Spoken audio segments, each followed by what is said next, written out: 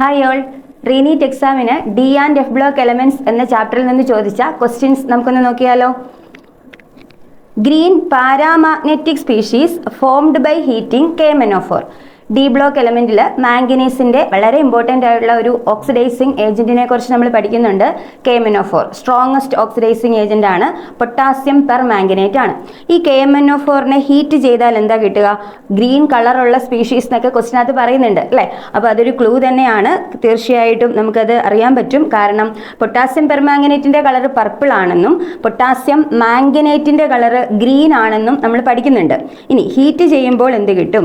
KMnO4 heat ചെയ്താൽ കിട്ടുന്ന product നോക്കിക്കേ, K2MnO4 plus MnO2 plus oxygen. ഇതിൻ്റെ ബൈ പ്രോഡക്റ്റും വേറെ എക്സാമുകൾക്കൊക്കെ ചോദിച്ചിട്ടുണ്ട് MnO2 എന്നുള്ള ആൻസർ വരുന്നത്.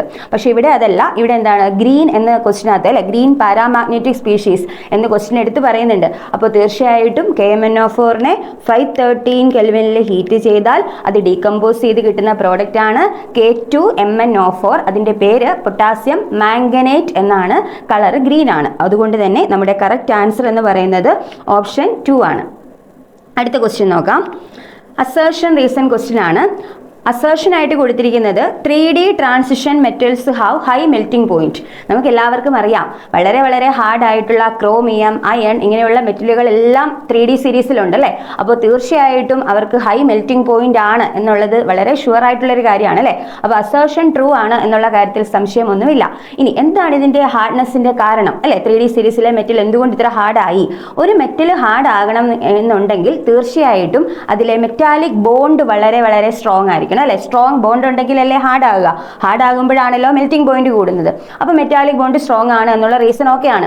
പക്ഷേ ആ റീസണ് ഇൻകംപ്ലീറ്റ് ആണെന്ന് പറയേണ്ടി വരും അല്ലേ. കാരണം നിങ്ങളോട് വീണ്ടും ചോദിക്കാം, വൈ ഇറ്റ് ഈസ് സ്ട്രോങ് അല്ലെ. മെറ്റാലിക് ബോണ്ട് സ്ട്രോങ് ആണ് എന്ന് നിങ്ങൾ എങ്ങനെ മനസ്സിലാക്കി? അപ്പോൾ അവിടെ നമ്മൾ പറയണം, ഇവിടെ മെറ്റാലിക് ബോണ്ടിങ്ങിൽ ഇൻവോൾവ് ചെയ്യുന്ന ഇലക്ട്രോൺസിന്റെ നമ്പർ വളരെ കൂടുതലാണ്. നമുക്ക് എല്ലാവർക്കും അറിയാം, 3D സീരീസിൽ 3D സബ്ഷെല്ലിലേക്ക് 1 to 10 ഇലക്ട്രോൺസ് ഫില്ല് ആയിക്കൊണ്ടിരിക്കുന്നു. 4s സബ്ഷെല്ലിൽ 2 ഇലക്ട്രോൺസ്.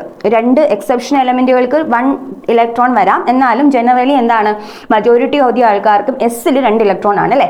അപ്പോൾ നമ്മൾ പറയണം, ഇവരുടെ വാലൻസ് ഷെല്ല് 4sൽ 2 ഇലക്ട്രോൺസേ ഉള്ളൂ. പക്ഷേ ഇവരുടെ മെറ്റാലിക് ബോണ്ടിങ്ങിൽ ഈ S ഇലക്ട്രോൺസിനെ കൂടാതെ D ഇലക്ട്രോൺസും പാർട്ടിസിപ്പേറ്റ് ചെയ്യുന്നു കേട്ടോ. അപ്പോൾ S ഇലക്ട്രോണിന്റെ കൂടെ D ഇലക്ട്രോണുകൾ കൂടി ബോണ്ടിങ്ങിൽ പാർട്ടിസിപ്പേറ്റ് ചെയ്യുന്നു. അതിന്റെ മീനിങ് എന്താ? ബോണ്ടിങ്ങിൽ പാർട്ടിസിപ്പേറ്റ് ചെയ്യുന്ന ഇലക്ട്രോൺസിന്റെ എണ്ണം വളരെ വളരെ കൂടുതലാണ്. അതുകൊണ്ടാണ് ഇവർ ഹാർഡ് ആകുന്നത്, ഇവർക്ക് മെൽറ്റിംഗ് പോയിന്റ് ഹൈ വരുന്നത് അല്ലേ. അപ്പോൾ നമ്മൾ ആ റീസൺ വായിച്ച് നോക്കുമ്പോൾ അതിൽ കറക്റ്റ് ആയിട്ട് പറഞ്ഞിട്ടുണ്ട്, involvement of 3D electrons in addition to 4s electron in metallic bond അല്ലേ. അതാണ് മെറ്റാലിക് ബോണ്ട് സ്ട്രോങ് ആകാനുള്ള കാരണം. അങ്ങനെ മെറ്റാലിക് ബോണ്ട് സ്ട്രോങ് ആകുന്നത് കൊണ്ടാണ് ഇവർക്ക് എന്ത് വരുന്നത്? ഹൈ മെൽറ്റിംഗ് പോയിന്റ് വരുന്നത്. അപ്പോൾ അസേർഷൻ, റീസൺ ഇത് രണ്ടും കറക്റ്റ് ആണ്. കറക്റ്റ് എക്സ്പ്ലനേഷൻ കൂടിയാണ്. അതുകൊണ്ട് തന്നെ ഇവിടെ നമ്മൾ കൊടുക്കുന്ന ആൻസർ എന്ന് പറയുന്നത് ഓപ്ഷൻ 2 ആയിരിക്കണം. ഓക്കെ അല്ലേ. ഒരു ക്വസ്റ്റ്യൻ കൂടി ഉണ്ടായിരുന്നു ഈ ചാപ്റ്ററിൽ നിന്ന്.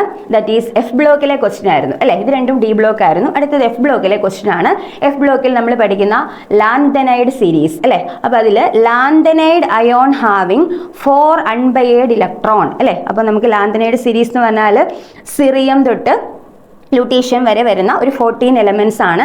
അതിൽ നമുക്ക് ഓപ്ഷനിൽ തന്നിരിക്കുന്ന ഒരു 4 പേരുകളുണ്ട് അല്ലേ. സിറിയത്തിൻ്റെ പേരുണ്ട്, നിയോഡിമിയത്തിൻ്റെ പേരുണ്ട്, ടെർബിയം ഉണ്ട്, ഹോൾമിയം ഉണ്ട്. അപ്പോൾ ഇവരുടെ എല്ലാം അറ്റോമിക് നമ്പറും തന്നിട്ടുണ്ട്. അപ്പോൾ നിങ്ങൾ ചിന്തിക്കും, ഇവരുടെ എല്ലാം പേര് ഓർഡറിലൊക്കെ പറഞ്ഞാലല്ലേ ഇലക്ട്രോണിക് കോൺഫിഗറേഷനൊക്കെ കറക്റ്റായിട്ട് കിട്ടുകയുള്ളൂ. അങ്ങനെ ആവശ്യമില്ല കേട്ടോ. ഇവിടെ അറ്റോമിക് നമ്പർ തന്നിരിക്കുന്നതുകൊണ്ട് നമുക്കൊരു ക്ലൂ ഉണ്ട്. ഇങ്ങനെ ലാന്തനൈഡ്സിൻ്റെ ഇലക്ട്രോണിക് കോൺഫിഗറേഷൻ എഴുതുമ്പോൾ സെനോൺ എന്ന നോബിൾ ഗ്യാസിൻ്റെ പേര് എഴുതിയതിന് ശേഷമാണ് നമ്മൾ ഇലക്ട്രോൺസിൻ്റെ ഫില്ലിങ് കാണിക്കുക. സെനോണിന്റെ അറ്റോമിക് നമ്പർ എന്ന് പറയുന്നത് 54 ആണ്. ഓക്കെ. അപ്പോൾ ഞാൻ സിറിയത്തിന്റെ ഇലക്ട്രോണിക് കോൺഫിഗറേഷൻ എഴുതാം. സെനോൺ എന്ന് എഴുതുമ്പോൾ എന്താ, 54 ഇലക്ട്രോൺസിന് പകരം ഞാൻ സെനോൺ എന്ന് കൊടുത്തു. ഇനി എത്ര ഇലക്ട്രോൺ ഉണ്ട് എക്സ്ട്രാ? നിങ്ങളുടെ ക്വസ്റ്റിന്റെ താഴേക്ക് നോക്കിക്കേ, അറ്റോമിക് നമ്പർ ഓഫ് സിറിയം എത്രയാണ്? 58 അല്ലേ. അപ്പോൾ നമുക്കറിയാം ഒരു 4 ഇലക്ട്രോൺസും കൂടി ഇനി എക്സ്ട്രാ ഉള്ളൂ. അപ്പോൾ നിങ്ങൾ അറിഞ്ഞിരിക്കുക, ഇത് 4f സീരീസ് ആണല്ലോ. അപ്പോൾ തീർച്ചയായിട്ടും നമ്മൾ ഇലക്ട്രോൺസിനെ കൊടുക്കേണ്ടത് 4f 5d 6s ഈ 3 സബ് ഷെല്ലുകളിലേക്കാണ് കൊടുക്കുക.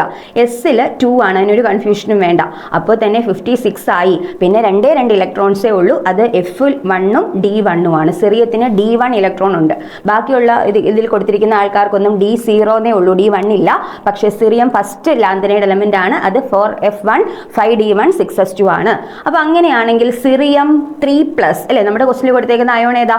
സിറിയം 3+ ആണ്. എങ്ങനെ എഴുതും നമ്മൾ? സിറിയം 3+ എന്ന് എഴുതാൻ പറഞ്ഞാൽ സിറിയത്തിന്റെ എന്താണ് ഇലക്ട്രോണിക് കോൺഫിഗറേഷനിൽ നിന്ന് ഈ 3 ഇലക്ട്രോണിനെ കളഞ്ഞെഴുതിയാൽ മതി അല്ലേ. അപ്പോൾ തീർച്ചയായിട്ടും നമുക്ക് വരുന്നത് എഫിൽ 1 ഇലക്ട്രോൺ എന്നാണ്. കണ്ടോ, 4F1. അപ്പോൾ അൺപെയർഡ് ഇലക്ട്രോൺ എത്രയേ വരുള്ളൂ? 1 വരുള്ളൂ. അത് ആൻസർ ആണോ? അല്ല. ഇനി നമുക്ക് നിയോഡിമിയം നോക്കാം. നിയോഡിമിയത്തിന്റെ അറ്റോമിക് നമ്പർ 60 എന്നാണ് കൊടുത്തേക്കുന്നത്. അപ്പോൾ നിങ്ങളൊന്ന് ആലോചിച്ച് നോക്കിക്കേ. സെനോൺ 54 ആണ്. പിന്നെ ഒരു 6 ഇലക്ട്രോൺസ്, അത് 4Fലും 6Sലുമായിട്ട് കൊടുക്കുമ്പോൾ എസ്സിലാണ് ആദ്യം 2 ആണ്, ദെൻ 4Fൽ 4 ആണ്. ഇനി ഈ നിയോഡിമിയത്തിന്റെ 3+ സ്റ്റേറ്റ് ഞാൻ എഴുതുന്നു. 3+ സ്റ്റേറ്റ് എഴുതുമ്പോൾ എങ്ങനെ വരും? എസ്സിലുള്ള 2 ഇലക്ട്രോണും എഫിലെ 1 ഇലക്ട്രോണും റിമൂവ് ആയി പോകുന്നു. അപ്പോൾ ഇത് F3 ആണ്. അതുകൊണ്ട് തന്നെ അൺപെയർഡ് ഇലക്ട്രോണിന്റെ എണ്ണം 3 ആണ്. ഇനി നമുക്ക് ടെർബിയത്തിലേക്ക് പോകാം. ടെർബിയത്തിന്റെ അറ്റോമിക് നമ്പർ എത്രയാ കൊടുത്തേക്കുന്നത്? ടെർബിയം 65 എന്നാ കൊടുത്തേക്കുന്നത്. അപ്പോൾ നിങ്ങൾ ഇതേപോലെ ആലോചിച്ചേ. സെനോൺ എന്ന് ഞാൻ എഴുതി.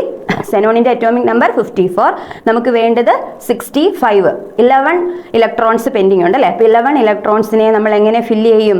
2Sലാണ്, ബാക്കി 9 Fലാണ്. ഓക്കെ അല്ലേ. ഇതാണ് ടെർബിയത്തിന്റെ ഇലക്ട്രോണിക് കോൺഫിഗറേഷൻ. ഉടനെ നമ്മൾ ടെർബിയം 3+ എഴുതി നോക്കുന്നു. ടെർബിയം 3+ എഴുതുമ്പോൾ 4F8 ആയിരിക്കും. 4F8 എന്ന് പറഞ്ഞാൽ F ഓർബിറ്റിൽ 7 ഓർബിറ്റൽസ് ആണല്ലോ. അപ്പോൾ അതിലെല്ലാം ഓരോ ഇലക്ട്രോൺ അൺപെയർഡ് ആയിട്ട് വരും. അത് കഴിഞ്ഞിട്ട് ഒരു ഓർബിറ്റിൽ മാത്രം പെയർ ചെയ്യും. അപ്പോൾ ഇതിൽ അൺപെയർഡ് ഇലക്ട്രോൺസ് 7 വരും. അൺപെയർഡ് ഇലക്ട്രോൺസ് എത്ര വരും? അൺപെയർഡ് ഇലക്ട്രോൺസ് 6 വരും അല്ലേ. 6 വരും. 7 ഓർബിറ്റൽസിൽ ഓരോ ഇലക്ട്രോൺ ഒരു ഓർബിറ്റിൽ പെയർ ചെയ്തു. അപ്പോൾ 6 അൺപെയർഡ് ഇലക്ട്രോൺസ് വരും. ഇതൊന്നും നമ്മുടെ ആൻസർ അല്ല. അപ്പോൾ തന്നെ നമ്മുടെ ആൻസർ ഏതായിരിക്കും? ഹോൾമിയം ആയിരിക്കും അല്ലേ. നമുക്കൊന്ന് ചെക്ക് ചെയ്ത് നോക്കാം. ഹോൾമിയത്തിന്റെ അറ്റോമിക് നമ്പർ 67. അപ്പോൾ സെനോണിന്റെ 54 കഴിഞ്ഞിട്ട് ബാക്കി എത്ര ഇലക്ട്രോൺ ഉണ്ട്? 67ലേക്ക് എത്താൻ എത്ര ഇലക്ട്രോൺ ഉണ്ട്? 13 ഇലക്ട്രോൺ വേണം അല്ലേ. 13. അപ്പോൾ എങ്ങനെയാണ് നമ്മൾ ഫില്ല് ചെയ്യുക? 6Sൽ 2 ആണല്ലോ. അപ്പോൾ 4Fൽ എത്ര ആണ്? 11 ആണ്. ശ്രദ്ധിക്കണേ, 4F 11 എന്നാണ് വരിക. ഇനി ഹോൾമിയം 3+ ഞാൻ എഴുതുമ്പോൾ 4F10 വരും. 4F10. ഈ 4F10ൽ എങ്ങനെയാ 4 അൺപെയർഡ് ഇലക്ട്രോൺ വരുന്നേ? ശ്രദ്ധിച്ചേ. F ഓർബിറ്റിൽ 7 ഓർബിറ്റൽസ് അല്ലേ. 3 4 5 6 7. അപ്പോൾ ഈ 7 ഓർബിറ്റൽസിൽ ആദ്യം ഓരോ ഇലക്ട്രോൺ വീതം ഇങ്ങനെ നിൽക്കുന്നു. എത്ര ഇലക്ട്രോൺ ആയി? 7. ഇനി എത്ര എണ്ണം കൂടി ഉണ്ട്? 10 അല്ലേ. അപ്പോൾ 3 എണ്ണം കൂടി ഉണ്ട്. ആ 3 എണ്ണം ഞാനിവിടെ പെയർ ചെയ്തു എന്ന് വിചാരിക്കുക. അപ്പോൾ ഈ ബാക്കി വരുന്ന ഇലക്ട്രോൺസ് എല്ലാം അൺപെയർഡ് ആണ്. അപ്പോൾ നമ്മൾ ആഗ്രഹിക്കുന്ന ആൻസർ ഇവിടെ വന്നിട്ടുണ്ട്. എത്രയാണ്? n = 4 ആണ്. അതുകൊണ്ട് തന്നെ നമ്മുടെ ഈ ക്വസ്റ്റിൻ്റെ കറക്റ്റ് ആൻസർ എന്ന് പറയുന്നത് ഓപ്ഷൻ 1 ആയിരിക്കും. നമ്മൾ ഫസ്റ്റ് ഓർഡറിൽ ചെയ്ത് പോകുകയാണെങ്കിൽ ആദ്യം തന്നെ കിട്ടും കേട്ടോ. ഞാൻ ആ മെത്തേഡ് പറഞ്ഞു എന്നേ ഉള്ളൂ. അപ്പോൾ അറ്റോമിക് നമ്പർ വെച്ചിട്ട് ഈ 4 പേരുടെയും ഇലക്ട്രോൺസിൻ്റെ നമ്പർ എഴുതുക. 3+ സ്റ്റേറ്റിൽ 3 ഇലക്ട്രോൺ പോയി കഴിയുമ്പോൾ ഇതിൽ ആർക്കാണ് 4 അൺപെയർഡ് ഇലക്ട്രോൺസ് വരുന്നത് എന്ന് നോക്കുക. വളരെ ഈസി ആയിട്ട് നമുക്ക് ആൻസറിലേക്ക് എത്താൻ സാധിക്കും. Holmium 3+ is the correct answer. അപ്പോൾ ഇത്രയും ക്വസ്റ്റ്യൻസ് ആണ് D&Fൽ നിന്ന് നമ്മുടെ റീനീറ്റ് എക്സാമിന് ചോദിച്ചത്. അത്യാവശ്യം സിമ്പിൾ ആയിട്ടുള്ള ക്വസ്റ്റ്യൻസ് ആയിരുന്നു. ലാന്തനൈഡിന്റെ ഇലക്ട്രോണിക് കോൺഫിഗറേഷൻ പഠിക്കാത്തവർക്ക് ഈ ലാസ്റ്റ് ക്വസ്റ്റ്യൻ മാത്രം ഇച്ചിരി പ്രശ്നം വന്നു കാണും. വേറെ പ്രശ്നമൊന്നും ഇല്ലായിരുന്നു. അപ്പോൾ തീർച്ചയായിട്ടും ഇതുപോലെയുള്ള ക്വസ്റ്റ്യൻസുമായിട്ട് നമുക്ക് വേറൊരു ചാപ്റ്ററുമായിട്ട് ഇനിയും കാണാം. Thank you.